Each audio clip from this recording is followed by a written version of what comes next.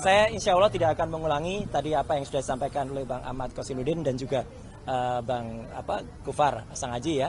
Tapi sebelum memulai, izinkanlah saya mengucapkan selamat Hari Ibu untuk ibu-ibu yang hari ini memperingati Hari Ibu. Dan nah ini ibu-ibu kita dari ARM yang khusus menggunakan kostum untuk memperingati hari. Yang kedua, kami ingin mengaturkan ucapan duka sedalam-dalamnya untuk senior kami ya, Pak Asrul Hanum ya, dari UI Watch yang telah berusia 80 tahun yang pagi tadi dipanggil oleh Yang Maha Kuasa, dan termasuk beberapa hari yang lalu ya Bapak almarhum Maijen Samsu Dalal yang juga sudah dipanggil oleh Sang Khalik ya. Semoga beliau-beliau mendapatkan tempat yang terbaik di sisi Allah Subhanahu wa taala. Nah, saya ingin menegaskan saja bahwa apa yang terjadi kemarin pada saat gelar perkara khusus itu adalah termasuk diawali dengan ketika izin sini. Tuh, mic penting ini. Nah, termasuk ketika kami juga menyerahkan ya hasil research yang sudah diterima langsung ya oleh Pak Direskrim ya Pak Iman Imanuddin, yaitu kenapa kami melakukan analisis ijazah yang 99,9% palsu ya. Dan saat itu juga saya terangkan, jadi kami itu ya, saya, Dr. Rismon, Dr. Tifa itu mempresentasikan, dan pada saat presentasi tidak ada sanggahan apapun ya. Jadi detail banget soal mulai dari kausa prima, kemudian sampai dengan ketika kami melakukan analisis kebohongan terhadap Andi Aswan yang dia hanya menggunakan postingan Dian Sandi, sampai dengan UGM yang ternyata hasilnya adalah logonya dirusak oleh Aswan, siapa namanya, si Andi Aswan ya. Ketika itu sebenarnya diposting oleh Dian Sandi. Ini sudah diterima langsung waktu itu oleh Pak Direskrim Pak Iman Imanuddin. Izin titip. Nah, apa yang tadi disampaikan untuk sama-sama teman-teman semua itu membayangkan di dalam, inilah map hardcover yang waktu itu ada. Jadi artinya map ini keras dan ini sama sekali tidak keluar dari plastiknya. Ini ketika orang namanya Wahyudi, ini adiknya Iriana, waktu itu menyerahkan kepada Mabes Polri.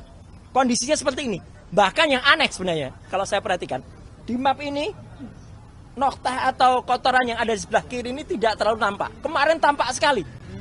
Saya jadi berpikir, apakah ini barang yang sama? Jangan-jangan ada barang yang lain. Jangan-jangan, sekali lagi. Karena di sini sama sekali nggak ada watermark. Sama sekali nggak ada emboss. Kenapa? Karena waktu itu kita belum mempermasalahkan watermark, belum mempermasalahkan emboss. Jadi jangan-jangan ada modifikasi lagi yang dilakukan terhadap ijazah yang ada di sini. Kenapa? Karena watermark dan embossnya itu tipis sekali. Dan itu hanya secara grafis, secara visual, tidak bisa kami raba. Ya, karena itu sangat mungkin. Kenapa tipis? Karena kalau tebal nanti menimpa semuanya lagi. Nah, nanti saya jelaskan. Kenapa saya bisa melakukan analisis ini? Izin, Pak. Saya terangkan ya, mohon maaf sekali lagi. Jelek-jelek gini, 30 tahun yang lalu saya adalah juara nasional lomba fotografi. Juara nasional loh, juara 1. Ya, lomba fotografi nasional Piala Parpostel. Pada saat tahun yang sama saya juara 1 lomba perkebunan, foto perkebunan, dan juara 2 lomba iptek Piala Pak Habibie waktu itu. Ya, dan saya juga orang yang tidak hanya berkutat di dunia fotografi motret. Saya adalah orang sejak SD. Sekali lagi, sejak SD, sejak tahun 78, saya sudah mencetak foto di kamar gelap sendiri di rumah saya di Pakualaman. Jadi saya mengerti betul apa itu fixer, developer, kemudian pengembang dan lain sebagainya. Jadi foto itu bisa kita cetak sendiri, tapi kemudian hasilnya pun tergantung kualitas bahan kimianya. Saya menulis tulisan panjang di beberapa media, bahwa kalau prosesnya tidak benar, maka foto itu usianya kurang dari 10 tahun itu sudah ada tanda-tanda dia menghilang gambarnya, atau bluish, atau blur. Ya. Dan itulah yang terjadi, izin, pada ijazah ini. Yang kemarin kita lihat seperti ini, fotonya sangat jelas, sangat tajam. Sekali lagi saya pastikan, 99% tidak mungkin foto ini dibuat 40 tahun yang lalu. Cetakan ini dibuat 40 tahun yang lalu. Kalau cetakannya dibuat kira-kira baru sekitar 10-15 tahun yang lalu mungkin.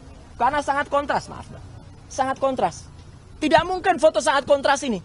Apalagi dulu di Jogja, hanya ada beberapa studio foto profesional yang saya sebutkan dalam tulisan panjang saya. Ada Star, ada Huasin, ada Likong, ada Arta Duta, Joni Hendarta, Heri Gunawan, dan sebagainya. Kita sebagai mahasiswa nggak kuat untuk nyetak di situ. Kita nyetaknya di gerobak-gerobak cetak pinggir jalan dengan lampu petromak. Itu tahun 85. Iya, dan mahasiswa yang nyetak di sana, biasanya nyetak pas fotonya pada saat itu jadi. Tapi lihat 10 tahun, 20 tahun lagi, pas fotonya hilang, sudah memburam. Ijazahnya Bang Resmon saja, yang kira-kira usianya baru 20 tahunan aja, gambarnya sudah memudar. Sudah nggak kelihatan lagi itu Resmon atau tidak. Ya, jadi di sini kelihatan benar bahwa ini sangat tidak mungkin.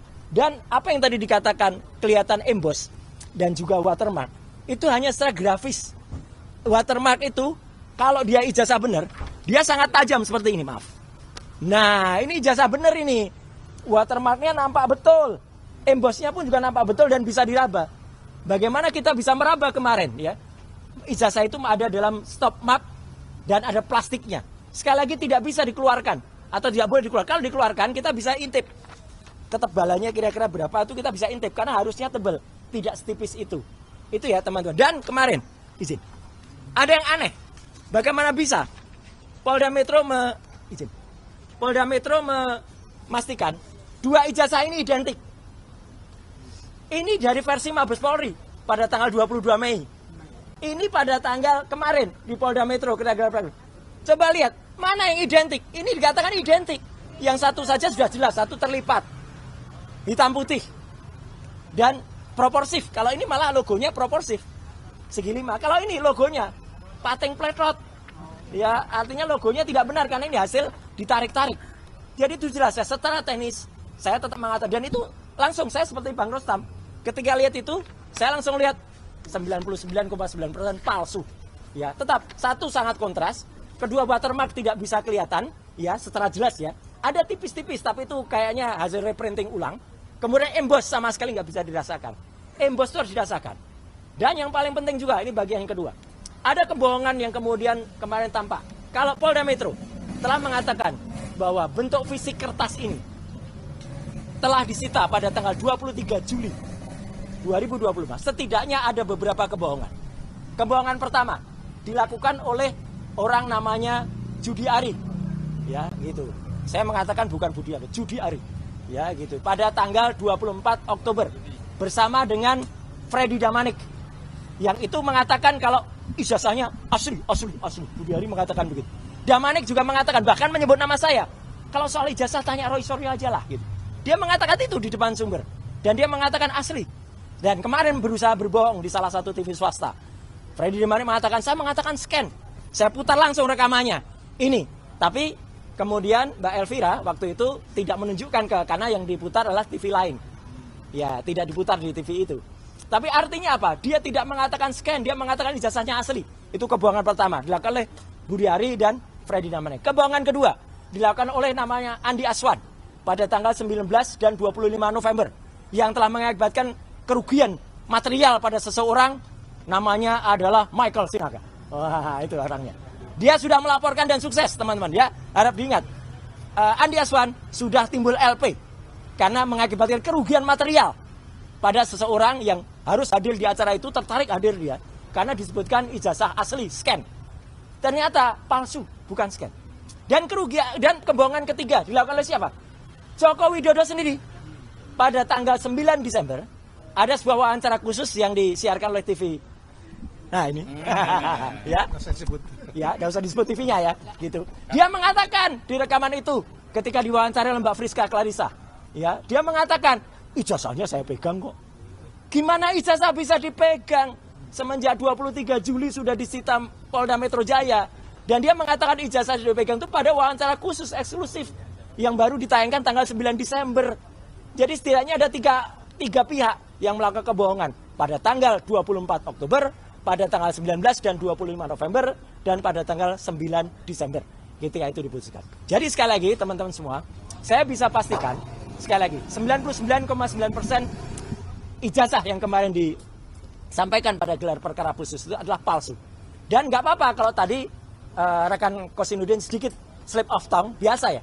Namanya wakil rektor UGM saja, slip of tongue mengatakan Joko Widodo sukses telah lulus dari Fakultas Kedokteran. Ya, Mas Kosinudin tadi mengatakan ini ijazahnya Joshua. Ya tipis lah antara ijazah dengan jenazah, ya gitu. Ya kan sama-sama azah. Kita juga punya lawyer namanya Azah kan. Nah, itu ya. Ya, nah itu azam kan. Jadi artinya ya kami insya Allah kalau ini tidak slip of tongue. Jadi kami semua ketika gelar perkara khusus itu benar-benar melihat bahwa pada saat gelar perkara khusus kami tidak melihat dengan jelas yang namanya watermark ya. Kalau ada itu grafis. Emboss tidak bisa emboss itu harus diraba. Bagaimana kami bisa memegang, meraba, itu tidak dikeluarkan. Dan kalau ada tangan seseorang yang katanya kami bisa meraba, menembus. Apa bisa tangannya menembus? Nggak mungkin tangan itu menembus begitu ya. Nggak mungkin, karena tangan yang menembus itu adalah dia harus masuk ke dalam plastik. Tidak mungkin tangan itu bisa masuk ke dalam plastik dan kemudian menembus semacam itu. Susah kemudian kalau melakukan itu gitu ya. Jadi artinya kecuali dia bilang, mungkin ijazahnya pendek, tapi ijazahnya juga bisa panjang. Wah, itu baru bisa ya. Itu baru keluarnya pendek dan panjang. Tapi kalau namanya ijazahnya tangannya bisa menembus, sama sekali tidak mungkin. Saya kira itu ya penegasan dari saya. Oh, materainya juga ada materai hijau, ada merah. Itu nanti termasuk salah satu yang akan kita challenge pada saat itu karena tidak semua kita beberkan ya. Karena pengalaman kita cerita soal emboss, kita cerita soal watermark diikuti. Itu ya, jadi itu yang tidak bagus. Jadi kira-kira itu teman-teman semua. Dan tadi ada salam juga dari Dr. Ismon, salam dari Dr. Tifa. Kita RRT tetap bersatu di bawah kuasa-kuasa hukum kami semuanya. Sekian, terima kasih. Wassalamualaikum warahmatullahi wabarakatuh. Ya, Pak Rustam. Bang Rustam yang lihat langsung dan menyatakan palsu itu. Download Tribun X sekarang. Menghadirkan lokal menjadi Indonesia.